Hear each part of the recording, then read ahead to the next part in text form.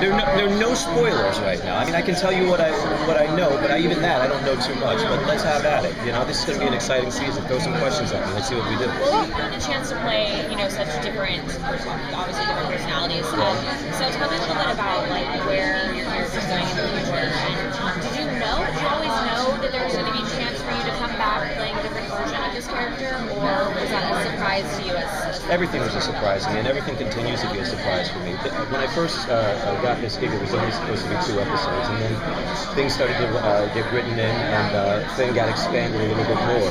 And then when they took me out, I got the opportunity to play a completely different character, as you spoke about, and that was really interesting. This season with Vincent, I think, as we saw at the end of the last season, he's sworn off magic, and he's trying to be somewhat of a mentor to Davina, who's risen up in the ranks and is now the regent and everything like that. But whether or not his voice is going to be heard by Davina at this point remains to be seen. And I think we have some other interesting challenges that are going to present themselves to Vincent as the season goes on as well. One of the things we haven't quite seen yet is how powerful Vincent is. We've heard he is, but are we going to be seeing that? Well, I think you saw hints of it in episode 217. I mean, you have to be pretty powerful if you're going to throw someone like Marcel out of a door, which is what happened in that episode. But yeah, Vincent is definitely a powerful witch. I think the fact that they wanted Vincent to be the regent in the first place hints at that. And I think that we will definitely see some of his knowledge in this season coming up. Whether or not we get to see him practice that magic remains to be seen. It's up to the writers. No spoilers here. I've learned my lesson, ladies. Before you episode has really been an emotional connection for you. I'm sorry, say one more time for me. Which episode that you've been in has been such an emotional connection that you brought? That's definitely episode 203, the 3rd episode in the season. Hell, I was so nervous still when we were working on that. And Daniel Gillies, I don't know if you know Daniel's history. He's the funniest guy on the set. He'll always throw you a curveball. And as soon as we got on my coverage for that, he threw me this great curveball, made me crack up, loosened me up a great deal. And I really have to credit that guy for making me comfortable enough to do the work that I think I was able to do in that episode. So 203, definitely a great connection for me. Thank you for listening, and thank you for watching that. I appreciate it. Who would you like to see Vincent work more with this next season? Oh, wow. I love working with Leah Types. I think she's a fabulous actor. Of course, the 2 brothers. It's always fun to work with those guys. But the wonderful thing about this show is that there's such an incredible cast of characters, such an incredibly strong artist to work with. So every day on set, I'm growing as an actor. So that's all I can ask for. So you put me with anybody on that cast, and it's going to be great. Anybody on the cast, and anybody of the guest stars that we've had too. We had people like Colin Waddell, who is a hell of an actor. Daniel Sharman, who everybody's going to see a hell of a lot more coming up. Just a really blessed experience for me in that regard. It's so physical as a show. So what's the worst kind of bump or bruise that you've sustained over time? You guys remember the episode where I had my hands tied up above me? I don't know what was going through my head, but I wanted it to be, I guess I was trying to be method or something, because I never brought my arms down, and for about a week, my upper arms were numb after that. So nothing no broken bones, no cracks or anything like that, but that bothered me a little bit. How do you train for all of this stuff? Mentally?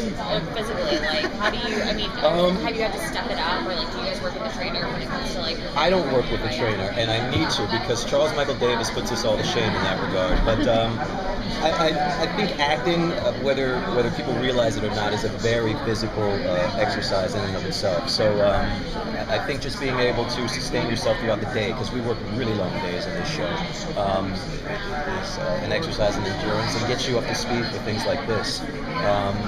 But no, I don't have a trainer or anything like that. You're asking about that.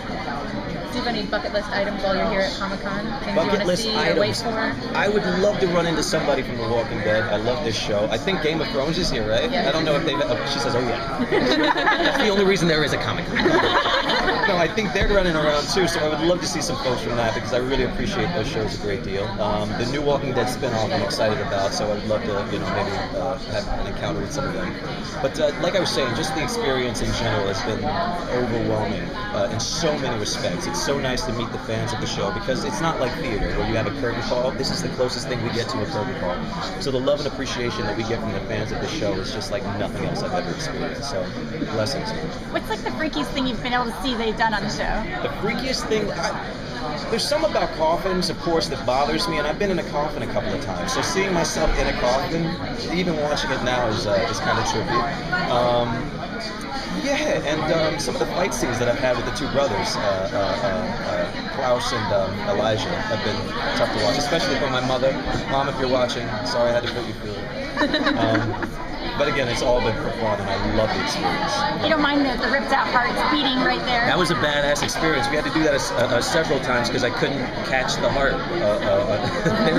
No, and this might trip out some people, but that was an actual pig heart. That was a real heart that we were using for that. And I couldn't hold on to it, so we had to switch it to a rubber fake heart for me to catch.